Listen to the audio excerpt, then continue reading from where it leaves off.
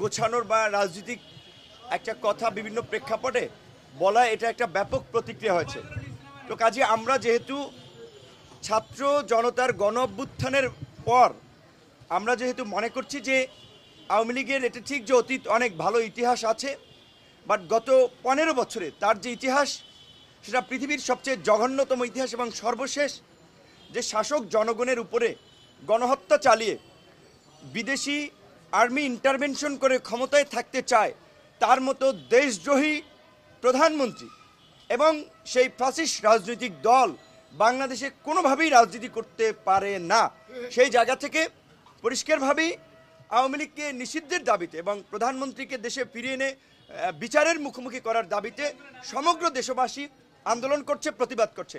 কাজেই সেই সময় যদি সরকারের পক্ষ থেকে, যেই সরকার জনগণের ম্যান্ডেট নিয়ে, জনগণের সমর্থন নিয়ে আমরা যাদেরকে ক্ষমতায় বসিয়েছি, তারা যদি জনমতের বিপরীত কথা বলেন তাহলে একটা প্রতিক্রিয়া তৈরি হয়।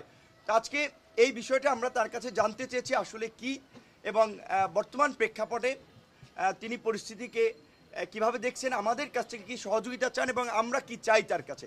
সেখানে তিনি পরিষ্কারই বলেছেন যে আসলে তার বক্তব্য হয়তো মিসকোট হতে পারে কিংবা বিকৃতভাবে প্রচার হতে পারে, কিন্তু তিনি নিজেও একজন এই জালিম সরকারের দ্বারা ভুক্তভোগী হিসেবে আমাদের কাছে উপস্থাপন করছেন যে আপনি সেনা একজন উচ্চপদস্থ কর্মকর্তা, অনেক দিন সেনা অনুষ্ঠানে দাওয়াত পান না, রাষ্ট্রীয় অনুষ্ঠানে দাওয়াত পান না।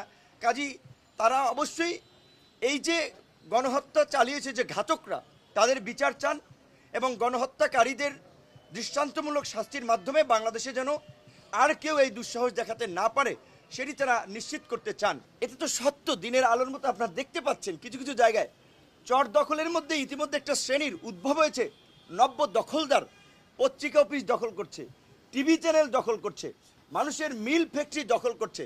এই দখলদারদের বিরুদ্ধে শক্ত পদক্ষেপ নিতে হবে এবং এই সাধারণ ছাত্র জনতা যেমনিভাবে গণ অভ্যুত্থান ঘটিয়েছে, অন্তর্বর্তী সরকার গঠন করেছে, এই অন্তর্বর্তীকালীন সরকারকে সব ধরনের সহযোগিতা করবে এবং আমরা এই দখলদারি, লুটপাট এবং এই নৈরাজ্যের বিরুদ্ধে সেটা তাদেরকে আমরা জানিয়েছি পরিষ্কারভাবে, এবং তারাও বেশ কিছু ক্ষেত্রে আমাদের সহযোগিতা চেয়েছে।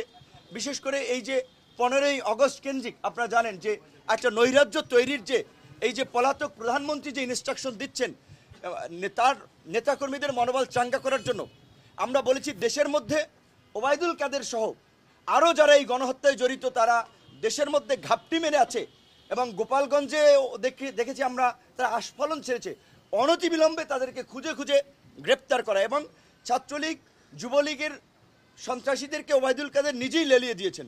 কাজে এখন তাকে গ্রেপ্তার করা একটা প্রধান একটা বিষয় হয়ে দাঁড়িয়েছে।